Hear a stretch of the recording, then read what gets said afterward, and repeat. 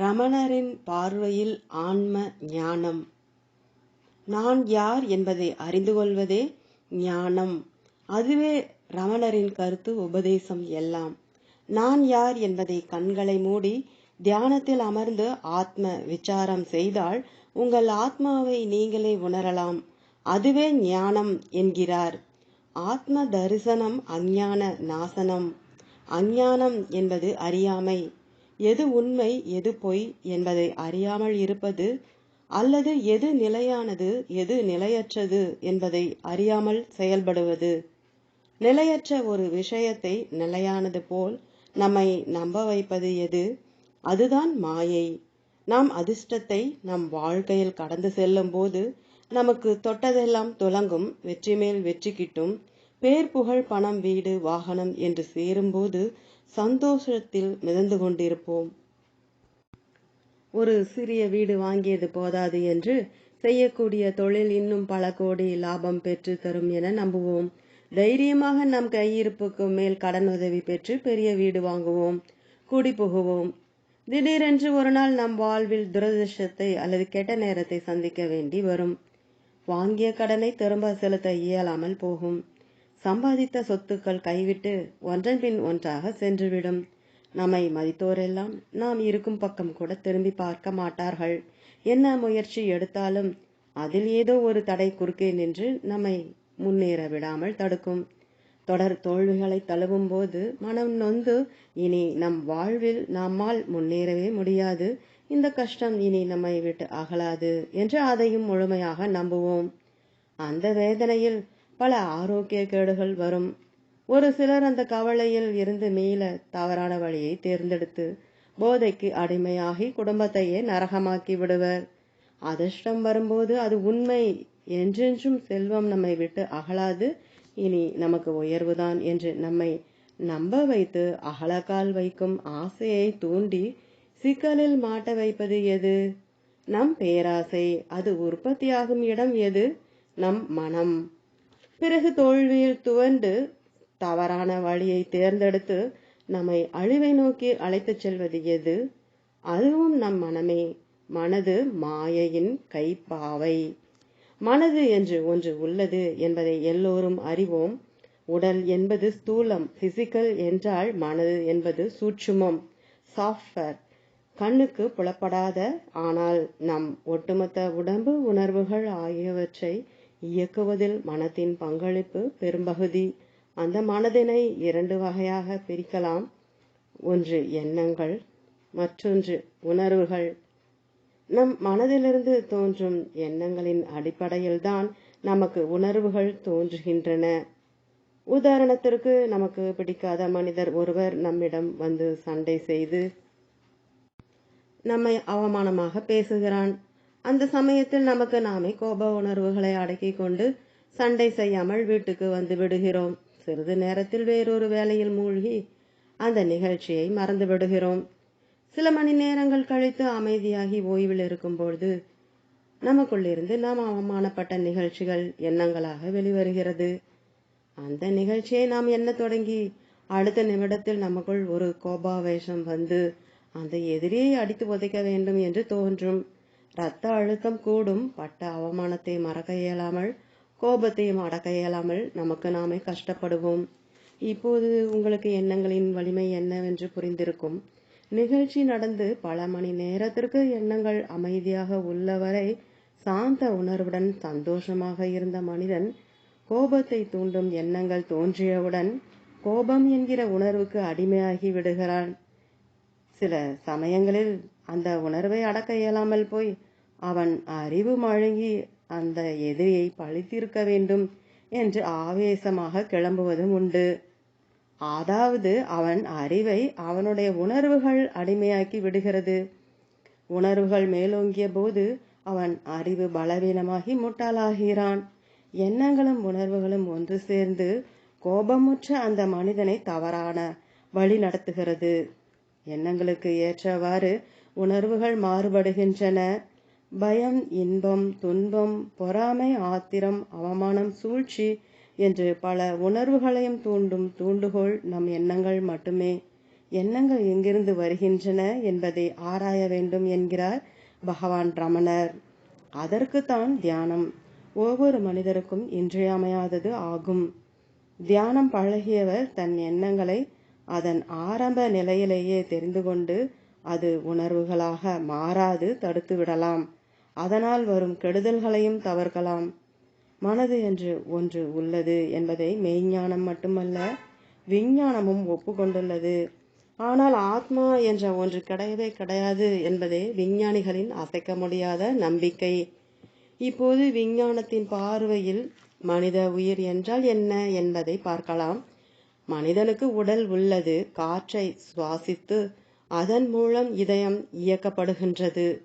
உண்ணும் உணவு இரத்தமாக மாற்றப்படுகிறது. அந்த இரத்தமானதை சுத்திகரிக்கும் பணியை இருதயம் செய்கிறது. சிறுநீரை பிரித்து வெளியேற்றுவதை சிறுநீரகம் செய்கிறது.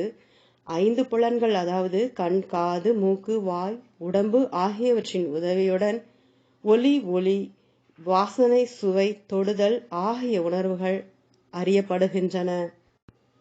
நாம் காணும் நிகழ்ச்சியை பொறுத்து நமக்குள் எண்ணங்களும், அதன் தொடர்ச்சியாக உணர்வுகள், பின் அதனால் உண்டாகும் பலன்கள் ஆகியவை ஒரு தொடர் நிகழ்ச்சியாக நடைபெறுகிறது. எண்ணங்களையும் உணர்வுகளையும் கண்காணிக்கும் கண்காணிப்பாளராக அறிவு என்ற ஒன்று நம் மூளை பகுதியில் இருந்து செயல்படுகிறது.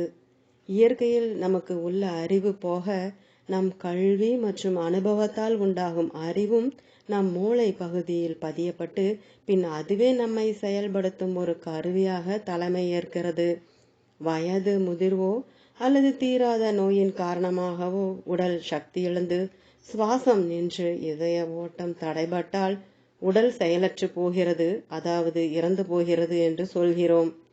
உடல், மனம், அறிவு ஆகியவை மட்டுமே உள்ளன.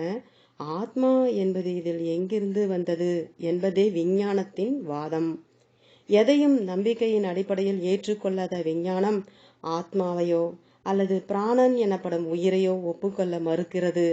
மனிதனின் உயிரோட்டம் என்பது இயற்கையான ஒரு நிகழ்வே தவிர ஆத்மா என்று ஒரு சூட்சும பகுதி உடம்பில் உள்ளது என்பதற்கு எவ்வித தடயமும் இல்லை என்கிறது விஞ்ஞானம். காஞ்சி பெரியவரிடம் ஆசி பெற ஒரு புகழ்பெற்ற மருத்துவர் ஒருவர் சென்னையிலிருந்து காஞ்சிமடம் வந்திருந்தார். அவர் பெரியவரிடம் ஒரு சந்தேகம் கேட்டார். என்னவென்றால், தான் இதுவரை உடம்பின் ஒரு பகுதி விடாமல் அறுவை சிகிச்சை செய்து பார்த்த அனுபவத்தில் ஆன்மீகம் நம்பிக்கையோடு கூறும் ஆத்மா என்பதையோ பிராணன் என்பதையோ இதுவரை பார்த்ததே இல்லை. இதற்கு மேல் அந்த ஆத்மா உடம்பினுள் எங்கே இருக்க முடியும் என்று கேட்டார். அதற்கு காஞ்சி மகான், ஒரு மனிதன் இறந்து விட்டால் எதை அடிப்படையாக வைத்து அவன் இறந்து விட்டான் என்று கூறுகிறீர்கள் என்று கேட்டார்.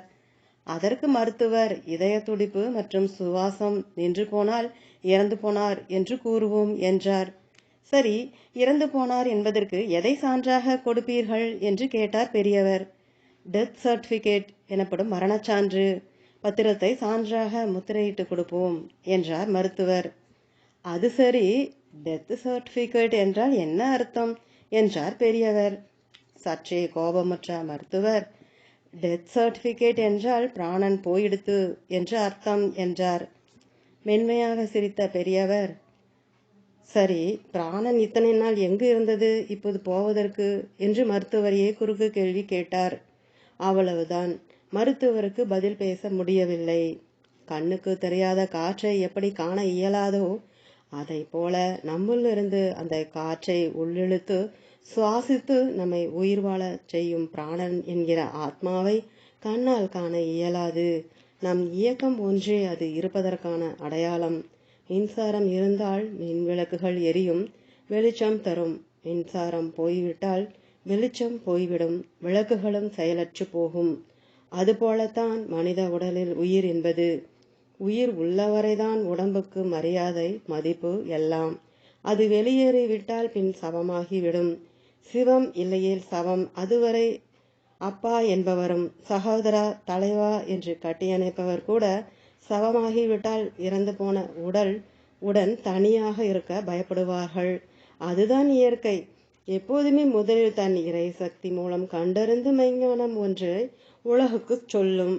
அதை நம்பாமல் பல 100 ஆண்டுகள் ஆராய்ச்சி செய்து பின்பு ஞானிகள் கூறியதை கண்டறிந்து உண்மையென நம்பி உலகுக்குச் சொல்வது விஞ்ஞானம்.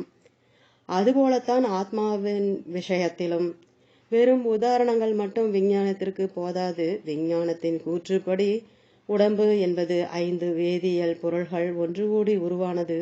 அந்த வேதியியல் சேர்மங்களில் சக்தி குறைந்தவுடன் உடல் இறந்து போகிறது.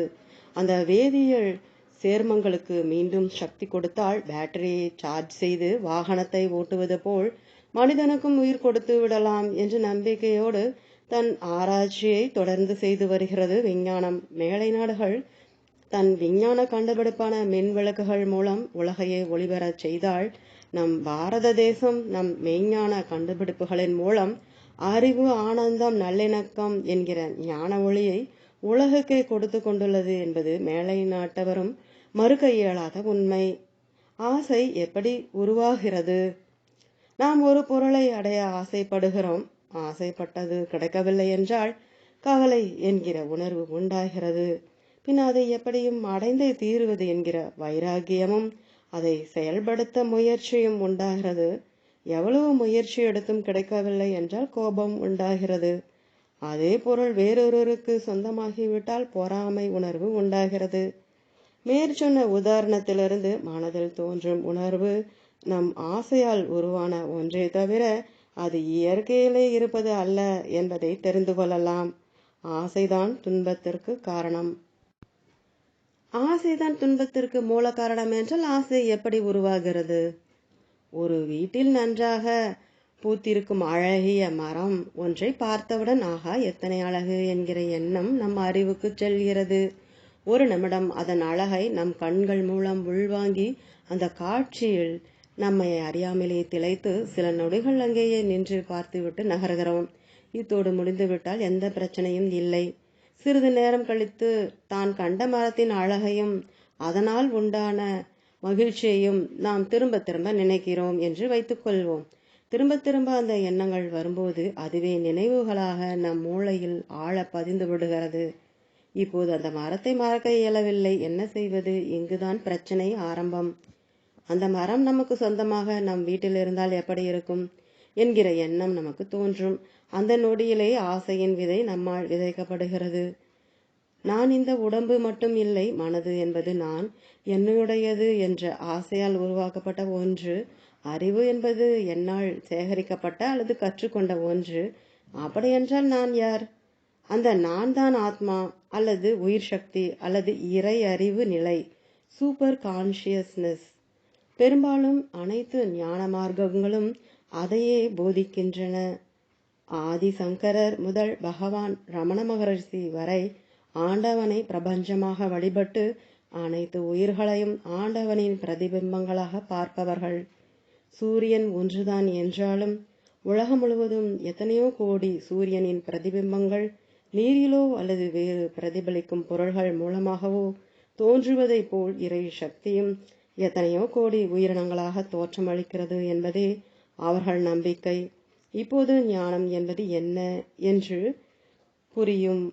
ஆத்மா என்பதுதான் இயற்கையானது. மனம் என்பது ஆத்மாவின் இச்சையால் உருவானது. மனம் அமைதியாகி ஆத்மாவினுள் அடங்கிவிட்ட நிலையில் இருக்கும் இயற்கையான ஆத்மாவே நாம் என்பதை உணரலாம்.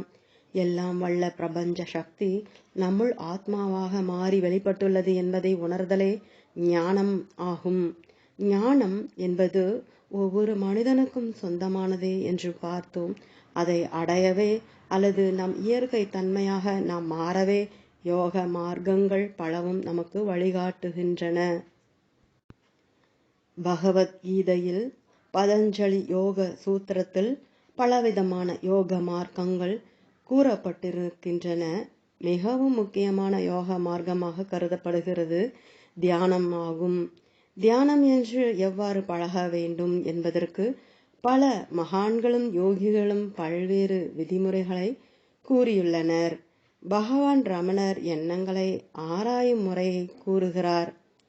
ஆசனத்தில் நிலையாக அமர்ந்து கண்களை மூடி நம் முதுகு தண்டை நேராக வைத்து நாம் கவனம் முழுமையும் எண்ணங்களின் மீது வைத்தோமானால் ஓர் உண்மையை நாம் அறியலாம். எண்ணங்கள் எப்போதும் நிகழ்காலத்தில், அதாவது இந்த நிமிடத்தில் இருக்காது. ஒன்று கடந்த காலம் எனப்படும் நினைவுகளில் மூழ்கிவிடும், அல்லது எதிர்காலம் எனப்படும் கற்பனையில் மிதந்து கொண்டிருக்கும். நம் கடந்த காலம் A என்றும், நிகழ்காலம் B என்றும், எதிர்காலம் C என்றும் எடுத்துக்கொள்வோம். நம் எண்ணங்கள் Aயிலிருந்து Cக்கும், Cயிலிருந்து Aக்கும் மாறி மாறி செல்லுமே தவிர Bயில், அதாவது நிகழ்காலத்தில் நிற்காது. அதை நாம் தியானத்தில் சிறிது சிறிதாக அறிந்து நம் எண்ணங்களை நிகழ்காலத்தில் இருக்கும்படி செய்ய வேண்டும். அந்த கால அளவினை கொஞ்சம் கொஞ்சமாக நீட்டிக்க வேண்டும். தியானம் கைகூடி வர குறைந்தது 5 வருடங்கள் கூட ஆகலாம். அது அவரவர் ஆர்வத்தையும் இறைவனின் அருளையும் பொறுத்தது. நிகழ்காலத்தில் எண்ணங்களற்ற நிலையில் மனிதன் உணர்வுகள் சாந்தமாகி இருக்கும். அந்த நிலையில் நமக்குள் ஓர் ஆழ்ந்த அமைதி, ஆனந்தம் உண்டாகும். அப்போது இருக்கும் நான் என்கிற உணர்வே உண்மையான நான் அல்லது அறிவு நிலை, கான்ஷியஸ்னஸ். மற்ற நேரங்களில் நாம் மனதாகவே மாறிப்போகிறோம். அதை நான் என்று நினைத்துக் கொள்கிறோம். அதைத்தான் பகவான் ரமணர் அஸ்யூம்டு ஐ என்பார். தியானத்தின் போது மனம் சாந்தமான நிலையில் எண்ணங்களற்று உள்ள போது நாம் அறியும் நான் தான் ட்ரூ ஐ, அல்லது உண்மையான நான்.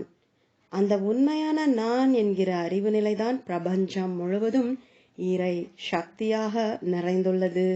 பிரபஞ்சம் முழுவதும் நிறைந்து பிரபஞ்சத்தினுள் உள்ள அனைத்து கோள்களையும் இயக்கி கொண்டிருக்கும் இறை சக்திதான் நம் உடம்பினுள் உள்ள இரத்த ஓட்டத்தையும் இதய துடிப்பையும் லட்சக்கணக்கான இரத்த அணுக்களையும் இயக்கி கொண்டிருக்கிறது.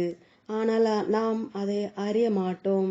நாம் சுவாசிப்பது நம்மையும் அறியாமல் தன்னிச்சையாக செயலாக நடைபெற்று கொண்டிருக்கிறது. பின்பு இதயம் சீராக துடிப்பதற்காக நாம் ஏதேனும் ஸ்ரத்தை எடுக்கிறோமா என்று பார்த்தால் அதுவும் இல்லை. நாம் உண்ணும் உணவு சிரிக்கப்பட்டு இரத்தமாக மாறிவிடுகிறது. அந்த இரத்தம் வடிகட்டப்பட்டு சிறுநீராக வெளியேற்றப்படுகிறது.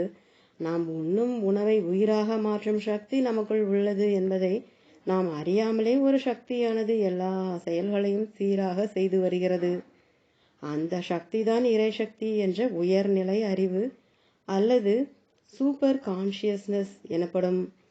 அதை போலவே பிரபஞ்சமும் நம் கண்ணிற்கு புலப்படாத மகா சக்தியால் யாரும் அறிய இயலாத வண்ணம் மறைபொருளாக இருந்து இயங்கிக் கொண்டிருக்கிறது. அந்த சக்தியே மனித உடலில் இறை சக்தியாக அல்லது ஆத்மாவாக வெளிப்பட்டுள்ளது. உணர்வு ரீதியாக எப்பொழுது அனுபவம் உங்களுக்கு உண்டாகிறதோ அன்றுதான் நீங்கள் ஞானம் அடைந்தவர்கள் ஆவீர்கள். அதை அடைய இறையருள் வேண்டும். அந்த இறையருளை பெற ஒழுக்கம், பக்தி, அன்பு, கல்வி, பற்றற்று வாழ்தல் போன்ற நற்பண்புகளை உயிரினும் மேலாக கடைபிடிக்க வேண்டும். பிற உயிர்களையும் தன் உயிராக எண்ணி அன்பு செய்து பலனை எதிர்பார்க்காமல் சேவை செய்தால் இறையருள், முக்தி எனும் ஆன்ம சுதந்திரத்திற்கான ஞானம் எனும் சாவியை உங்கள் வசமே ஒப்படைக்கும். ஓம்